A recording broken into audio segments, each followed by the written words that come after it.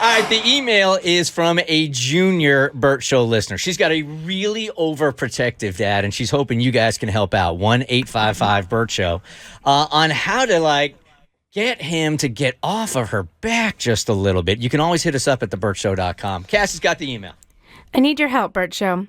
I need to know how to get my dad to back off and stop being so strict and overprotective. And please don't say that I should be happy that I have a dad who loves me so much. My mom says that all the time. I can be happy he loves me and also be unhappy by what he does because of it. I'm 16 years old and just finally allowed to date. So my dad's overprotectiveness is really at its peak because of it. But his overprotectiveness goes back much farther. For example, I've never been allowed to sleep over at a friend's house. When I'm at a friend's house, I always have to be home by 8 p.m. Just recently, my curfew was changed to 10 p.m. unless I'm on a date, and then it's 8:30. I'm not allowed to have boys in any part of my house except the living room, kitchen, or dining room. My dad also has my phone set up so all my text messages are also sent to his computer so he can monitor them. So I rarely text and only make phone calls. The worst happened the other night. I went out with a boy. He wanted to take me to dinner and a movie, but unfortunately, the movie would have put us just past my 8:30 p.m. curfew, so we just had dinner instead. He picked me up and we went to the restaurant. My dad insisted on knowing what restaurant. About 10 minutes after we sat at our table, my parents walked in to have dinner at the same restaurant. That's humiliating. I was so embarrassed and so mad. Later that night, I got into a huge fight with my dad, who is now refusing to let me date at all if I'm not respectful of his need to protect me. Help me figure out how to get him to back off. Madison. All right, Bert Show parents, we need your help here. Yeah. I'm sure you guys have dealt with this in your house. 1-855-BERT Show. I don't know how to remedy this, but I can tell you this, that at least in my world, that when I was growing up, the kids that had the most strict parents, the over-the-top strict parents, right, were the ones that were the wildest eventually, man. As soon as they got out of the house. Look, I was one of them, man. My dad was so strict. I'd be put on restriction, not allowed out of the house or anything for just leaving like a dish in the sink. And that was my life in high school. So when I finally got to college and I didn't have them on my back all the time, look, man, I was in college for 2 semesters and partied so much because of that freedom that I ended up dropping out. So I don't know how you remedied it, but I can tell you that the end result is a bad one if you don't back off. No, I had a friend like that too, and her parents were super, super strict. And her first year in college, she went buck wild, man. Madison, yeah. And it is unfortunate that she's got a 10 p.m. curfew, unless she's on a date and she's with the boy, and then she has to be home at 8:30. So how old did she say she was? 16? She's 16.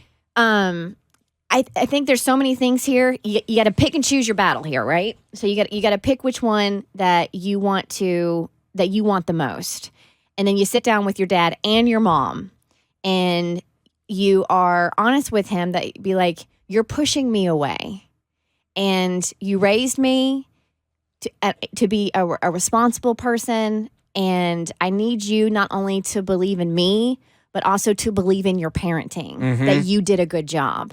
And try to find some kind of middle ground. As far as the text messages and stuff like that, no, sorry, man. I'm going to be on my child's phone as well. And that I think that's just a part of parenting and not so much overbearing. But when it comes to like mom and dad showing up at the restaurant and embarrassing you, that is something I would definitely bring up. And it would be like, I feel like you have no trust in me, and that hurts. It's ironic you bring up the pushing me away part, because I grew up in a household with 2 younger sisters, and my dad wasn't this bad, but he was very, very protective of both of them, and it was stressful for them. And I remember when my sister finally broke down, and that's exactly what she said to him, that you're pushing me away, and you raised me to be responsible. Trust yourself. Trust what you've done. I will be fine. And when he saw how much it was really hurting her, the way she was crying, it actually changed him. Really? Yeah, it did. He started to become a different person. Hey, Maggie, hold on just 1 second, and I'll get to you here in like 10 seconds. I think that my ex-wife and I have done just the opposite with our kids. And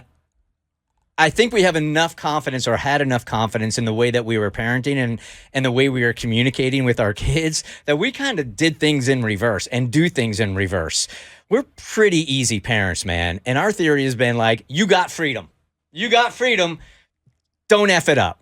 And then Yeah. as they have, then we take some responsibilities away. But we started at 100, man. So here's what's on the table. We 100% trust you. Show us that we shouldn't. Because they've never done anything Right. to prove otherwise. Yes. And slowly they have. Hey, Maggie, good morning. You're on the Bert Show. Good morning, Hey. Bert, and everyone else.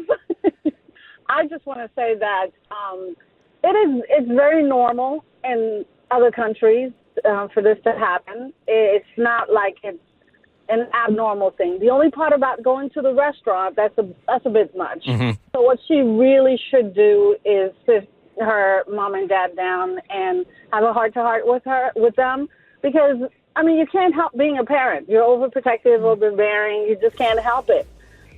Especially if you're someone who's in the news all the time, hearing everything that's going on. It's not your fault. It's that protective side of you. But she should just talk to her parents, Yes. To give her a little leeway. But I just wanted you all to know this is very normal in other countries. Sure. In this country, too. Yeah, I for think, sure. But I do think as a 16-year-old, if you sit down your parents and you tell them what's up, I mean, in a respectful way, that's a really, really strong play on getting their trust and 100%. seeing you not as a little girl anymore, you know? The Bert Show. Hey, do you like what you just watched? Because you can get more Bert Show for free. We drop new podcasts every weekday, and you can find us anywhere. Spotify, Apple, any place you get podcasts.